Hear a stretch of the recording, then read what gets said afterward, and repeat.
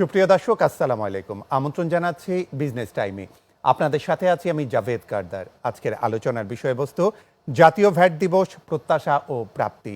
এ বিষয়ে বিস্তারিত আলোচনার জন্য স্টুডিওতে আমাদের সাথে উপস্থিত আছেন জনাব মোহাম্মদ আহসানুল হক, কমিশনার, কাস্টমস এক্সাইজ ও ভ্যাট কমিশনারেট সিলেট, এবং জনাব মোহাম্মদ রাশিদুল আলম, অতিরিক্ত কমিশনার, কাস্টমস এক্সাইজ ও ভ্যাট কমিশনারেট সিলেট। আপনাদের দুইজনকে স্বাগত জানাচ্ছি। দর্শক, ভ্যাট এবং মূল্য সংযোজন কর যা দেশের রাজস্ব আদায়ের প্রধান খাত। দেশের অর্থনীতির সিংহভাগই নির্ভর করে প্রত্যক্ষ ও পরোক্ষ ভ্যাটের উপর। শুরুতেই ভ্যাট অভ্যস্ত করার কাজটা ছিল খুব কঠিন, কিন্তু এখন অনেকটাই গতি পেয়েছে। প্রতিটি পর্যায়ে মানুষের মধ্যে ভ্যাটের ধারণা জাগ্রত হয়েছে। অদূর ভবিষ্যতে ভ্যাটের আওতায় চলে আসবে সবকিছুই, যা দেশের অর্থনীতিকে আরও মজবুত করতে সহায়তা করবে। দর্শক, এই অনুষ্ঠানটি ফেসবুক লাইভ দেখতে চাইলে লগ অন করুন facebook.com/banglatv.tv। চলুন আমরা আলোচনায় চলে যাই। জনাব আহসানুল হক, আপনি একটু বলবেন এই যে ভ্যাট ব্যবস্থা প্রবর্তনের ব্যবস্থাটা কি এবং এর কারণ কি? আসলে 1991 সালে ভ্যাট প্রবর্তন হয় বাংলাদেশে। এর পিছনে কারণ ছিল যে প্রথম সেল ট্যাক্সের মাধ্যমে জনগণ পরোক্ষ কর দিতেন, কিন্তু এই সেল ট্যাক্সটাকে আধুনিক একটা কর ব্যবস্থায় নেওয়ার জন্য, ভ্যাট ব্যবস্থাকে স্বচ্ছতা আনার জন্য, ভ্যাটের কর যে সাথে যে আমাদের প্রবৃদ্ধি এগুলোকে বৃদ্ধি করার জন্য, এবং স্বচ্ছতা, বিশেষ করে স্বচ্ছতা ও করের যে ব্যাপ্তি বা পরিধি বৃদ্ধি করার জন্যই এই ভ্যাট এদেশে প্রবর্তন করা হয়। আমরা দেখতে পাচ্ছি যে ভ্যাট এবং উন্নয়ন দুটোই একে অপরের পরিপূরক। এদের দুজনের মধ্যে কোনো সম্পর্ক আছে কিনা? অবশ্যই আছে সম্পর্ক। আজকে বাংলাদেশে যে বড় বড় মেগা প্রজেক্ট আমাদের মাননীয় প্রধানমন্ত্রী গ্রহণ করেছেন এবং সেটা বাস্তবায়নের দিকেও চলে এসেছি আমরা। এই সকল বড় বড় মেগা প্রজেক্টের বাস্তবায়নে জনগণ কিন্তু সরাসরি সম্পৃক্ত হচ্ছেন। অনেকেই জানছেন না যে উনি আমাদের এই রাজস্ব প্রবৃত্তিটা বাড়িয়ে দিচ্ছে তাদেরই অর্জিত টাকা দিয়ে, এবং সেটা কিন্তু আমরা পরোক্ষভাবে জনগণের কাছ থেকে আদায় করছি ব্যবসায়ীদের মাধ্যমে, এবং এই টাকাটা সম্পূর্ণ সরকারের ট্রেজারিতে জমা হচ্ছে এবং আমাদের উন্নয়নে আমরা এটাকে বিশেষভাবে ব্যবহার করতে পারছি। আপনি শুনে আশ্চর্য হবেন যে বিশ্ব ব্যাংকের থেকে আমরা প্রথমে অনেক ঋণ গ্রহণ করতাম, কিন্তু এখন কিন্তু আমরা আমাদের অভ্যন্তরীণ সম্পদ থেকে কিন্তু এখন বড় বড় মেগা প্রজেক্ট আমরা হাতে নিয়েছি। যেমন আমরা পদ্মা সেতুর পদ্মা সেতু বলতে পারেন, মেট্রো রেলের কথা বলতে পারেন। এগুলো কিন্তু মেট্রো রেলটা যদিও পিপিপির মাধ্যমে করা হয়েছে, কিন্তু সরকারের একটা সিংহভাগ কিন্তু এই জনগণের পয়সা থেকে এসেছে। জি, রাশিদুল আলম, আপনি একটু বলবেন আমরা কেন ভ্যাট দিব? আমরা কেন ভ্যাট দেব, এটা একদমই সহজ প্রশ্ন। বিকজ এই দেশে মালিক আমরা, জনগণ। আমার উন্নয়ন আমার টাকায় হবে এবং এই উন্নয়নের জবাবদিহিতা আমি নিশ্চিত করব। সেজন্যই আমি ভ্যাট দেব। আমি কতটা দেশের উন্নয়ন চাই, আমি দেশটাকে কয়টা পদ্মা সেতু চাই, আমি আমার মেট্রো রেল চাই, আমি ফোর লেন চাই, 6 লেন চাই, 8 লেন চাই, তাহলে এই উন্নয়ন করতে যে অর্থের সংস্থান প্রয়োজন সেটা কোথা থেকে আসবে? নিশ্চয়ই বাইরে থেকে আসবে না। সুবিধা ভোগ করব আমি, আমার দেশে সমৃদ্ধ হবে, সেই জন্য আমিই ভ্যাট দিব। আমার এই ভ্যাটের মাধ্যমে আমাদের শিক্ষা ব্যবস্থা উন্নত হবে, স্বাস্থ্য ব্যবস্থা উন্নত হবে, আমাদের মৌলিক চাহিদাগুলো সমৃদ্ধ হবে এবং নিশ্চিত হবে।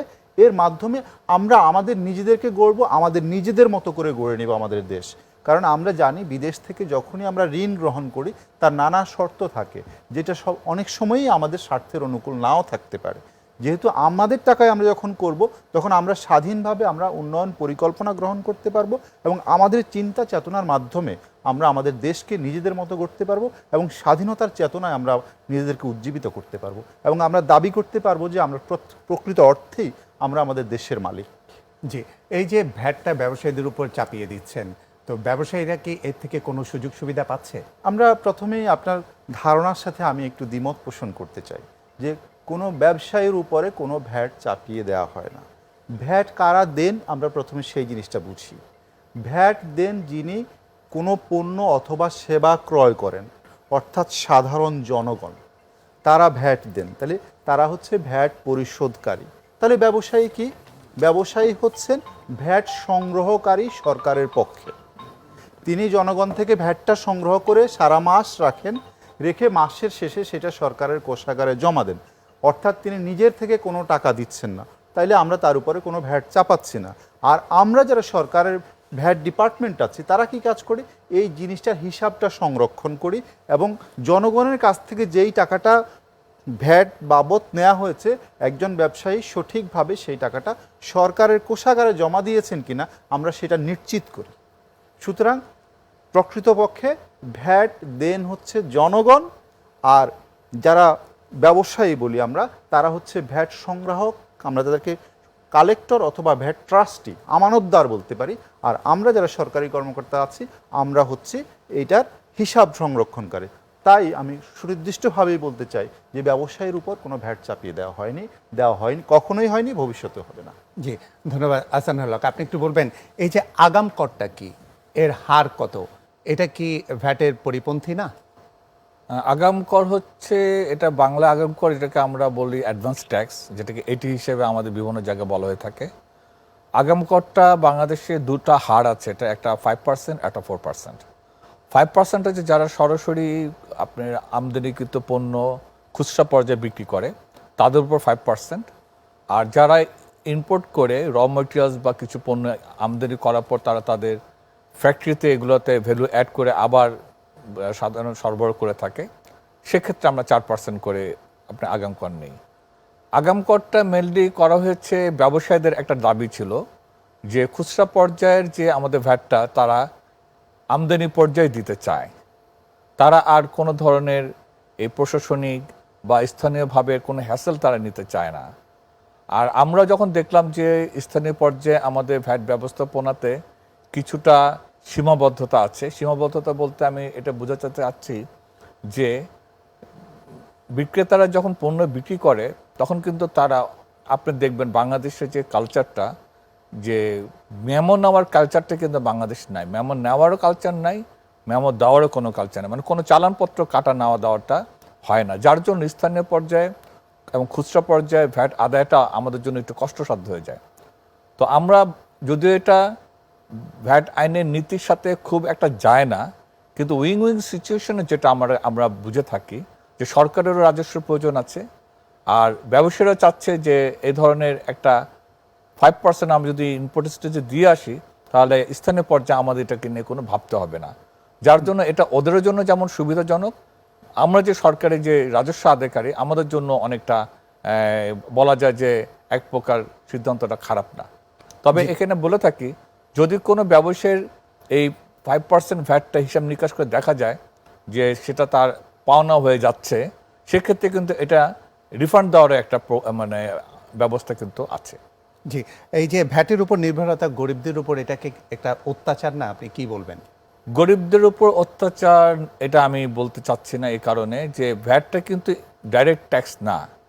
আপনার ট্যাক্স যদি আমি কোনো গরিবদের কাছ থেকে ট্যাক্স তার পকেট থেকে নিতাম তাহলে বলতে পারতেন এটা অত্যাচার, কিন্তু এটা হচ্ছে একটা কনজিউম করার ট্যাক্স, আপনি কনজিউম করলে আপনাকে ভ্যাট দিতে হবে, আপনি যদি কনজিউম না করেন তাহলে ভ্যাট দিতে হবে না। এখন এখানে একটা কথা আছে, যেমন সবাই একটা কথা বলে থাকে সব কিছুর উপর ভ্যাট, সব কিছুর উপর ভ্যাট, আসলে কিন্তু সব কিছুর উপর ভ্যাট না।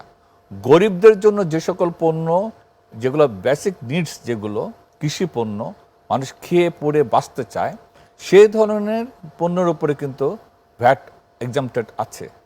অর্থাৎ কৃষি পণ্য, ডাল, চাল, মাছ, মাংস, এগুলোর উপরে কিন্তু ভ্যাট এক্সাম্পটেড।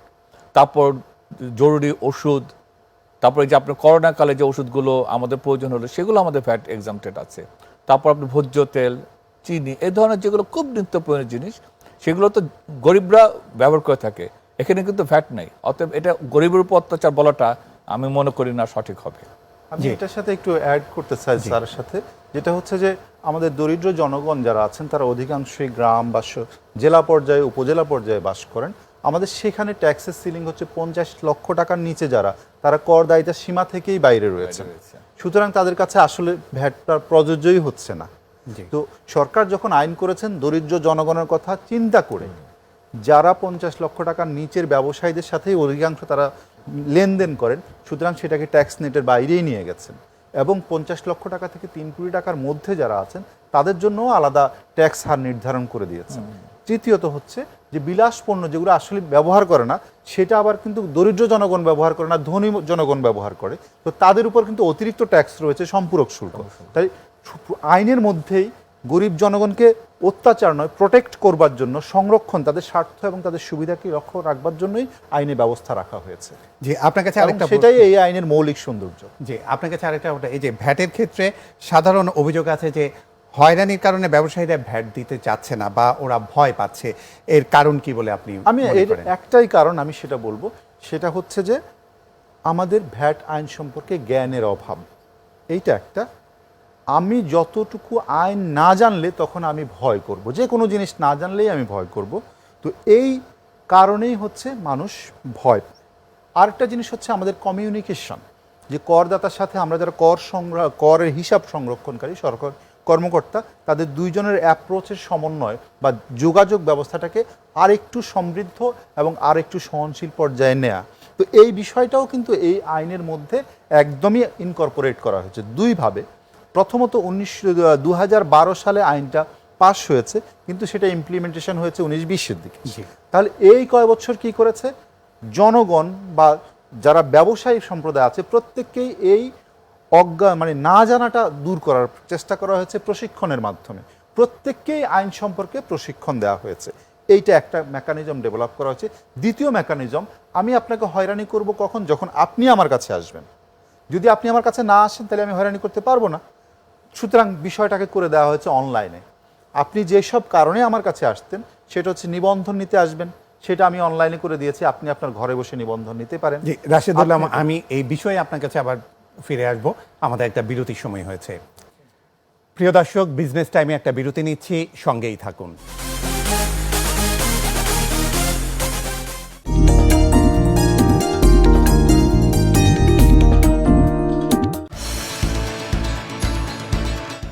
রবি থেকে বৃহস্পতি নানা বিষয় কি অপপ্রচার সামাজিক যোগাযোগ মাধ্যমে আমরা দেখেছি, তার সাথে কি আল জাজিরার এই তথ্যচিত্র একই সূত্র গাঁথা কিনা দিয়ে তারা তাদের থিমকে কার্যকরী করতে চায়। এটা সিনেমাটিক প্রেজেন্টেশন, ম্যানিপুলেটেড ছবি। দেশ, অর্থনীতি, সমাজনীতি, রাজনীতি প্রত্যেকটি নেতাকর্মী কাজ করে বলেই তো দেশে এগিয়ে যাচ্ছে। ভিন্ন মত, ভিন্ন সমীকরণ, এটা তো মরা মাথার প্রশ্ন। পক্ষে বিপক্ষের কথা আছে, তবে এটা একটা বার্তা দেওয়া। বাংলাদেশ বিশ্বাস করে চীন একটা বন্ধু রাষ্ট্র। যে টেকা নিলেও কিন্তু আমাদেরকে প্রতিরোধ ব্যবস্থা, মাস্ক পরার যে ব্যবস্থাপনা আমরা বলে আসছি প্রথম থেকে, সেটা মাস্ক আমাদের অবশ্যই থাকতেই হবে। করতে হবে। স্বপ্ন একটি সমৃদ্ধ বাংলাদেশ। আপনার ভাবনার সাথে মিলিয়ে নিন আমার ভাবনা। লিটল টাটা বাংলা টক দেখবেন রবি থেকে বৃহস্পতি রাত 10টায় শুধুমাত্র বাংলা টিভিতে। Business review. এই সময় ই কমার্সের কতটুকু চাহিদা, কতটুকু গুরুত্ব বেড়েছে বলে আপনি মনে করছেন? বাংলাদেশের বেশিরভাগ ই কমার্স উদ্যোক্তাই আসলে এখনো শহর ভিত্তিক বা ঢাকা শহর ভিত্তিক। যে কোনো ইন্ডাস্ট্রি গ্রো হওয়ার ক্ষেত্রে বিনিয়োগটা গুরুত্বপূর্ণ। একটা প্রোডাক্টে অনেক লাভ করলে হবে না। তারা সবাই কিন্তু এই গ্রসারি ডেলিভারি নিয়ে এখন কাজ করছেন। হঠাৎ করে এতটা বাড়তি দাম, কোনো জিনিসের দাম বাড়লে কিন্তু ওটার ডিমান্ড কমে যায়। ক্রেতারা কেমন রেসপন্স করছে? প্রাইস ভেরিয়েশন থাকে সব। ব্যবসা বাণিজ্য বিষয়ক অনুষ্ঠান বিজনেস রিভিউ দেখবেন শনিবার দুপুর 12:30 শুধুমাত্র বাংলা টিভিতে। আজকের এই প্রবাসে বাংলার মুখ অনুষ্ঠানে স্বাগত জানাচ্ছি। অযথা বাইরে ঘোরাফেরা না করা। মহামারী করোনা আসার পর একটা জিনিস ফেস করতেছে, সেটা হচ্ছে স্টুডেন্টদের জবলেস হয়েছে অনেকে। টেম্পোরারি ভাবে ওইসব এফেক্টেড স্টুডেন্টদেরকে থাকতে দিয়েছিলেন। ব্রিটেনের ল এন্ড অর্ডারকে মানতে হবে। আমাদের স্বাস্থ্যবিধি যেগুলো আছে মেনে চলতে হবে। একটা বিপুল সংখ্যক প্রবাসী বাংলাদেশি আছে যাদের বৈধ হওয়া দরকার। 1 কোটির কাছাকাছি লোক ইতিমধ্যেই ভ্যাকসিনের আওতায় চলে এসেছে। সুইস গভর্নমেন্ট বলছে যে আমরা এতটাই স্বাবলম্বী হতে পেরেছি যে আমরা এই চিকিৎসা বিদ্যাটাকে আরো অনেক দূর আগিয়ে নিয়ে গিয়েছি। বলেন আমেরিকায় আসার আপনার শুরুর গল্পটা। প্রবাসী বাংলাদেশিদের সমসাময়িক বিষয় নিয়ে ইউরোপ, আমেরিকা, আফ্রিকা ও এশিয়ার নানা দেশ থেকে সরাসরি আলোচনা অনুষ্ঠান প্রবাসে বাংলার মুখ দেখবেন প্রতি শনি থেকে বৃহস্পতিবার বাংলাদেশ সময় রাত 2টায় শুধুমাত্র বাংলা টিভিতে। প্রমিসেস জানতে চাই। ঘুমের ওষুধ কয়েকটা প্রেসক্রিপশনের বিভিন্নগুলো সে ককটেল করে খাচ্ছে। ওয়েলকাম টু প্রমিসেস জানতে চাই। পরিবারের যে একটা সহানুভূতিটা খুব ইম্পর্টেন্ট। শরীর আর মন একই সুতোয় গাঁথা। মানসিক অস্থিরতার জায়গাটা অনেক বেশি, সেটা বিভিন্ন কারণে। সন্তানের সাথে সারাদিনে একবার হয়তো হ্যালো বলা হচ্ছে না। সিচুয়েশন আমাদেরকে বদলাতে হচ্ছে। ড্রাগ থেকে আবার কাম ব্যাক করেছেন। তো আমি আসলে আমাকে চেঞ্জ করার চেষ্টা করেছি। ম্যাচিউরড মানুষজনও কিন্তু 40-50 বছরে গিয়ে সুইসাইড করছে। অনিশ্চিত জীবন আর অস্থির সিস্টেম নিয়ে কি আদৌ কোনো প্ল্যান করা যায়? নিজেকে আগে ভালো।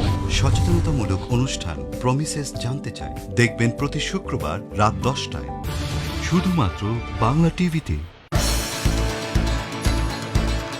রবি থেকে বৃহস্পতি নানা বিষয় কি অপপ্রচার সামাজিক যোগাযোগ মাধ্যমে আমরা দেখেছি, তার সাথে কি আল জাজিরার এই তথ্যচিত্র একই সূত্র গাঁথা কিনা দিয়ে তারা তাদের থিমকে কার্যকরী করতে চায়। এটা সিনেমাটিক প্রেজেন্টেশন, ম্যানিপুলেটেড ছবি।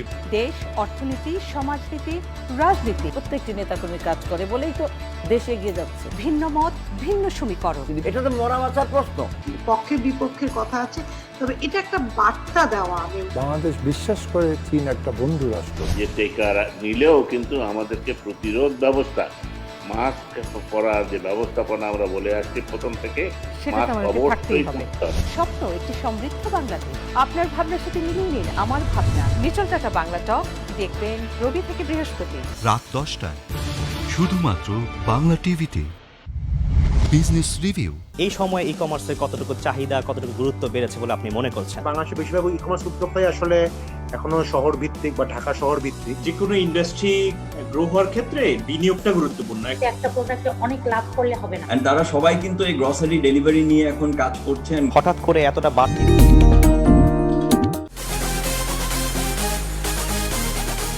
সুপ্রিয় দর্শক, বিজনেস টাইমে আবারও স্বাগত জানাচ্ছি। আমরা কথা বলছিলাম জাতীয় ভ্যাট দিবস, প্রত্যাশা ও প্রাপ্তি এই বিষয়ে। রাশিদুল আলম, আপনি একটু বলবেন যে এই যে ভ্যাট ব্যবস্থার ভোক্তার দায়িত্বটা কি? ভোক্তার প্রথম দায়িত্বটা হচ্ছে যে তিনি মেমো নেবেন, তিনি যে পণ্য বা সেবা ক্রয় করবেন সেইটা তিনি সবসময় মূসক চালানটা নেবেন। এইটাই হচ্ছে তার প্রথম এবং প্রধান দায়িত্ব। জি, এইটা নিলেই আমরা বুঝতে পারবো যে তিনি দিয়েছেন এবং তিনিও বুঝতে পারবেন যে তিনি মূসকটা দিয়েছেন। তার মধ্যে এক ধরনের দেশত্ব বোধ জাগ্রত হবে এবং এই টাকাটা যে সরকারের কোষাগারে জমা হয়েছে কিনা সেইটা নিশ্চিত করবার জন্য তার মধ্যে এক ধরনের দায়িত্ববোধ জাগ্রত হবে। তখন যখনই তিনি মূসক চালান নেবেন, তখন আমাদের দায়িত্ব হয়ে যায় সেই চালানের মাধ্যমে যেই অর্থটা একজন করদাতা পরিশোধ করেছেন সেটা সত্যিকার অর্থে রাষ্ট্রীয় কোষাগারে জমা হয়েছে কিনা সেটা আমরা নিশ্চিত করা। যে আপনি অনলাইনের কথা বলেছেন, যে এই অনলাইনে কিভাবে দাখিলপত্র পেশ করা যায় বা কিভাবে করবে? যখনই ভ্যাট রেজিস্ট্রেশন নেওয়া হয়, এটা এখনই অনলাইনে নেওয়া হয়। অনলাইনে নেবার সময় আমরা যেমন একটা ফেসবুক অ্যাকাউন্ট করি, ঠিক তেমনিভাবে আমাদের এটাও একটা অ্যাকাউন্ট করেন তিনি। সেই অ্যাকাউন্টের মাধ্যমে তিনি লগ ইন করবেন। লগ ইন করলে আমাদের সুনির্দিষ্ট ফর্ম আছে, যেমন আপনি একটা ফেসবুক অ্যাকাউন্ট খুলতে যেমন ফর্ম করেন, আমাদের এই ফর্মের মাধ্যমে আপনি রিটার্নটা দাখিল করবেন। রিটার্নটা কি? আপনি এক মাসে 1 তারিখ থেকে 30 তারিখের মধ্যে আপনার যত বাণিজ্যিক লেনদেন হয়েছে সেগুলোর হিসাব এর সারাংশ জমা দেওয়া। সারাংশ জমা কি কি হিসাব দিবেন? যে আপনি কি পণ্যগুলো বিক্রয় করেছেন, সেগুলো কি আদর্শ হারের পণ্য নাকি সেবা বা কোনো অব্যাহতিপ্রাপ্ত সেবা, কোন ধরনের সেবা বা পণ্য আপনি বিক্রয় করেছেন, সেগুলোর উপরে কোন ধরনের ট্যাক্স প্রযোজ্য, কত হারের ট্যাক্স প্রযোজ্য সেটা আপনি হিসাব করলেন। জি, তারপর আপনি যেসব র মেটেরিয়ালস ক্রয় করেছেন সেগুলোর উপরে আপনি রেয়াতগুলো নিচ্ছেন সেইটা আপনি জাস্টিফিকেশন করবেন। তারপরে আপনার যদি কোনো সমন্বয় থাকে আপনি সেগুলো দেখবেন। আপনি ট্রেজারি চালান যেগুলো জমা দিয়েছেন সেগুলোর ডিটেল দিবেন। এই সবগুলো দিলে অটোমেটিক ক্যালকুলেশন করে আমরা অনলাইনেই সেটা সাবমিশন করে দেব। শেষ। আপনার আমাদের কাছে আসতে হবে না, আপনি শুধু এটা সংরক্ষণ করবেন, আমরা অনলাইনেই দেখে নেব। অর্থাৎ আপনার সাথে আমার যোগাযোগটা সরাসরি আর হচ্ছে না, আপনি দূর থেকে আপনার ঘর থেকে দিনের যে কোনো সময় অথবা রাতে অথবা আপনার সুবিধামতো সময়ে আপনি কাজটি সম্পাদন করতে পারবেন। জি, আহসানুল হক, আপনি একটু বলবেন যে এই যে রাজস্ব বোর্ড কর্তৃক যেটা EFDMS যে প্রথাটা প্রবর্তন করেছে সেটার কারণ কি? এটা একটা ডিভাইস, ফিসক্যাল ডিভাইস। এই ডিভাইসটার মাধ্যমে আমরা চাচ্ছি জনগণ যে ভ্যাটটা প্রদান করছে সেটা যাতে নিশ্চিতভাবে সরকারের ট্রেজারিতে জমা হয় এবং আমরা দেখতে পারি, সেটাই এটা মূল বিষয়। যখন কোনো একটা ক্রেতা কোনো পণ্য ক্রয় করে, যদি বিক্রেতা সেটা EFD মেশিনে এন্ট্রি দেয় এবং তাকে ওই চালানটা তাকে প্রদান করে, অটোমেটিক্যালি সেটা আমরা আমাদের যে মেইন সার্ভারে এটা কিন্তু উঠতে থাকে, দেখা যায়। আমরা এভরিডে দেখতে পাচ্ছি কতগুলো ট্রানজ্যাকশন হচ্ছে এবং কোথায় কোথায় হচ্ছে, কারা কারা করছে এবং কি পরিমাণ টাকা এই খুচরা পর্যায়ে আমাদের ভ্যাট আদায় হচ্ছে। তো এই জিনিসটা এটা আমাদের ভ্যাট প্রদানের স্বচ্ছতা অনেক এসেছে এবং আমরা এটা সুফলও পেয়েছি। এমন সুফল পেয়েছি যে সকল মার্কেটে বা যে সকল এলাকাতে ভ্যাট আসতই না বললে চলে, সেখানে এই এফডি মেশিন চালু করার পরে আমাদের জনগণ এই এফডি মেশিনে চালান নেওয়ার কারণে ভ্যাটের পরিমাণ অনেক বৃদ্ধি পেয়েছে। আর এটা কেন জনগণকে আমরা একটু উৎসাহিত করছি এইভাবে, যে আমি আপনাকে প্রথম বলেছিলাম যে চালান নেওয়া বা চালান প্রদান করা কালচার বাংলাদেশে তেমন গড়ে ওঠেনি। এই কালচারটা আমরা যাতে মানুষের ভিতরে গড়ে ওঠে তার জন্য চালানের মাধ্যমে যারা চালান গ্রহণ করবেন তাদেরকে উৎসাহিত করার জন্য আমরা লটারির ব্যবস্থা করেছি। প্রত্যেক মাসে 5 তারিখে এই লটারি ড্র করা হয় এবং লক্ষ লক্ষ টাকা পুরস্কার দেওয়া হয়। অর্থাৎ এমনও দেখা গেছে যে 200 টাকার পণ্য ক্রয় করে চালানটা রেখে দিয়েছে, সে 1 লক্ষ টাকা পেয়ে গেছে। এরকম তো এগুলো আমরা চাচ্ছি এগুলোকে আপনাদের মাধ্যমে, মিডিয়ার মাধ্যমে আমরা প্রচার করতে, যাতে মানুষ উৎসাহিত হয়, ক্রেতা যাতে উৎসাহিত হয় এই এফডি মেশিনের কারণে। এবং এফডি মেশিন রাখলে যেটা হচ্ছে হিসাবটা, একটা ব্যবসায়ের যে হিসাবটা কিন্তু সহজে আমরা জানতে পারি। আর ব্যবসায়ীদের যেটা সবচেয়ে বেশি লাভ হয়, ওই এফডি মেশিনে তার পুরো দোকানের হিসাব থাকে। সারাদিন সে কী পরিমাণ পণ্য সে বিক্রি করলো, কী পরিমাণ তার স্টকে থাকলো, কী পরিমাণ সে ট্যাক্স দিল, কী পরিমাণ তার প্রফিট হলো, সবই কিন্তু এফডি মেশিনে জানা যায়। রাশেদুল আলম, আপনি একটু বলবেন একজন ব্যক্তি কিভাবে বুঝবে যে ও ভ্যাট প্রদানের ক্ষেত্রে এলিজিবল হয়েছে? প্রথমে তিনি দেখবেন তিনি যে ব্যবসাটা করতে চান সেটা অব্যাহতিপ্রাপ্ত পণ্য অথবা সেবার তালিকায় আছে কিনা সেটা দেখবেন।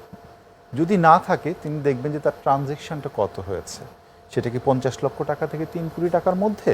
যদি 50 লক্ষ টাকার কম হয় লাগবে না, 50 লক্ষ টাকা থেকে 3 কোটি টাকার মধ্যে হলে টার্নওভার ট্যাক্স, 3 কোটি টাকার উপরে হলে ভ্যাট দিতে হবে। এইটা একটা সাধারণ প্রক্রিয়া। আরেকটা প্রক্রিয়া হচ্ছে যে আমাদের সুনির্দিষ্ট কিছু আইটেম রয়েছে, সেগুলোতে তাকে তার ট্রানজ্যাকশন যত কম হোক বা বেশি হোক সেটা নয়, সুনির্দিষ্টভাবে সেগুলোর ক্ষেত্রে ভ্যাট নিবন্ধন নেওয়া লাগবে। জি, তো এটাই। এই যে ভ্যাটের হারের কথা বলা হচ্ছে, এটা কি অত্যাধিক কিনা? না, ভ্যাটের হার অত্যধিক নয়। আমাদের হার হচ্ছে প্রাথমিকভাবে দুটা, একটা হচ্ছে 15% আর একটা হচ্ছে 0% আমাদের রপ্তানির ক্ষেত্রে। তো মৌলিকভাবে আমরা বলি একটা যে আমাদের 15% হার। তো এই 15% হার হবে, এটা কমবে না বাড়বে, এইটা নিয়ে অনেকগুলো একাডেমিক বিতর্ক পৃথিবীতে রয়েছে। তবে অন্যান্য দেশের তুলনায় আমাদের দেশের যে ইয়ে রয়েছে সেটা অত্যন্ত সহনীয় এবং অনেক গবেষণা করে একটা যৌক্তিক পর্যায়ে 15%ই রাখা হয়েছে। আমাদের মতো একটা উন্নয়নশীল দেশের যে উন্নয়ন চাহিদা, সেটার জন্য যে অর্থের যোগান প্রয়োজন, সেই বিবেচনায় 15% যথার্থ রয়েছে। যে এহসানুল হক, আপনি একটু বলবেন এই যে সামনে ভ্যাট দিবস, তাই না, এই দিবসের আপনাদের প্রত্যাশা কতটুকু এবং তা পূরণ হয়েছে কিনা? না, আমরা তো অনেক বছর ধরেই এই ভ্যাট দিবস সপ্তাহ আমরা পালন করে আসছি। যেটা আপনি প্রথম আমরা একটা কথা এসেছিল যে ব্যবসায়ীরা ভয় পায় কেন বা ব্যবসায়ীরা আতঙ্কিত কিনা। ব্যবসায়ীদের আতঙ্ক দূর করার জন্য এবং জনগণকে বোঝানোর জন্য যে আপনারা যে ক্রয় করছেন, ক্রয়ের মাধ্যমে আপনারা ভ্যাট অটোই প্রদান করছেন। আর ব্যবসায়ীদেরকে আমরা বোঝাতে চাচ্ছি যে আপনারা যে পণ্য বিক্রি করছেন এতে আপনার প্রফিট কিন্তু আপনিই নেবেন, আপনার প্রফিটের উপর সরকার হাত দিবে না। জনগণ যে ভ্যাটটা দিবে সেটা আপনার শুধু কষ্ট করে সরকারের ট্রেজারিতে জমা দেবেন। আমাদের বক্তব্য একদম এটাই। এখন অনেক সময় ব্যবসায়ী বলে যে আমাদের সব লাভের বিষয়, কিন্তু ভ্যাট না। আমাদের বিষয়টা হচ্ছে আপনি যে পণ্য ক্রেতার কাছে বিক্রি করলেন, ভ্যালু অ্যাডেড ট্যাক্স আমরা যেটা নির্ধারণ করবো সেটা জনগণের কাছ থেকে আপনি এটা নিয়ে সরকারের ট্রেজারিতে জমা দিবেন। জনগণকে আমরা উদ্বুদ্ধ করতে চাচ্ছি, আপনারা চালান কিনলেই সরকারের ভ্যাটটা নিশ্চিত হবে। এবং সেটা কি ঠিকভাবে আদায় হচ্ছে? ধরেন আমি একটা রেস্টুরেন্টে খেতে গিয়েছি, আমার থেকে ঠিকই ভ্যাটটা কেটে রেখেছে, কিন্তু আপনাদের কাছে কি সেই পরিমাণ? ওই যেটা আমি বললাম যে চালানটা যদি আপনি নেন তাহলে আপনি নিশ্চিত থাকতে পারেন যে আপনার টাকাটা সরকারের ট্রেজারিতে গিয়েছে। আর আপনি যদি চালানটা না নিয়ে আপনি খেয়ে একটা সাদা একটা স্লিপে লিখে দিল 10 টাকা, আপনি 10 টাকা পে করে চলে আসলেন, এটা হয়তো সরকারের ট্রেজারিতে জমা নাও হতে পারে। তো ইএফডি মেশিনটা এই জন্য আমরা দিয়েছি, যখনই আপনি ইএফডি মেশিনে একটা স্লিপ নেবেন, একটাতে নেবেন হচ্ছে যে আপনার দায়িত্ববোধের কারণে, আরেকটা হচ্ছে আপনার একটা সুযোগ রয়েছে একটা লটারির ভালো একটা অ্যামাউন্ট পাওয়াতে।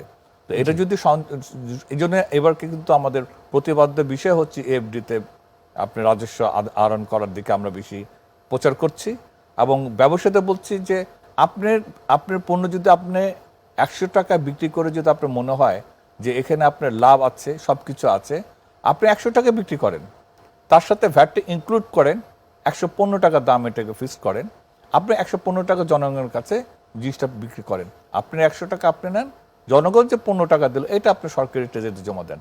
যার জন্য আমাদের এবার সবচেয়ে বেশি আমরা প্রচার করতে চাচ্ছি যে ইনক্লুসিভ ভ্যাট। আপনি কোনো তালিকা, খাদ্যের তালিকা, মিষ্টির তালিকা, যে আপনার পণ্য মূল্য দিচ্ছেন, সেখানে আলাদা করে ভ্যাট দেখানোর দরকার নেই। জি, প্রতি বছরই আপনাদের একটা টার্গেট থাকে, সেই টার্গেট অনুযায়ী এই বছর আপনাদের সেই প্রত্যাশা পূরণ হবে কিনা? হ্যাঁ, এবছর আমাদের লক্ষ্যমাত্রা আছে প্রায় 1,27,000 কোটি টাকা। আমাদের এটা আদায় করার জন্য লক্ষ্যমাত্রা নির্ধারিত হয়েছে জাতীয় রাজস্ব বোর্ডে, ভিএটির ক্ষেত্রে, স্থানীয় রাজস্বের ক্ষেত্রে। আমাদের প্রত্যাশা আছে যে আমরা ইনশাল্লাহ এটা অর্জন করতে পারবো। ধন্যবাদ জনাব আহসানুল হক এবং ধন্যবাদ জনাব রাশিদুল আলম, আপনাদের দুজনকে বাংলা টিভির পক্ষ থেকে। আপনাকেও ধন্যবাদ, বাংলা টিভির দর্শকদেরকেও ধন্যবাদ যারা কষ্ট করে আমাদের এই বক্তব্য শুনলেন, এবং আমরা আশা করব যে আপনারা ভ্যাট প্রদান করে সরকারের হাতকে শক্তিশালী করবেন। ধন্যবাদ। প্রিয় দর্শক, বিজনেস টাইম আজ এই পর্যন্তই। সবাই ভালো থাকুন, সুস্থ থাকুন, বাংলা টিভির সঙ্গেই থাকুন। আল্লাহ হাফেজ।